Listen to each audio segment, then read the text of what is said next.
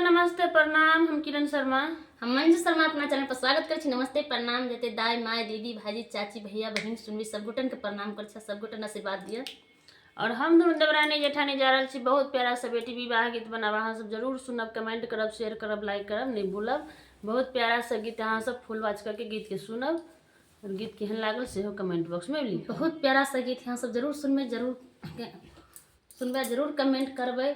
बहुत प्यारा सा गीत है। जिनका घर में बेटी के कन्यादान होइ छै हुनकर आत्मा तो हरदम कुही होइ छै, जिनका घर से बेटी जाए छै। बहुत प्यारा सा गीत यहाँ सब जरूर सुनबे, जरूर कमेंट करके कहब हमरा गीत केहन लगे। बेटी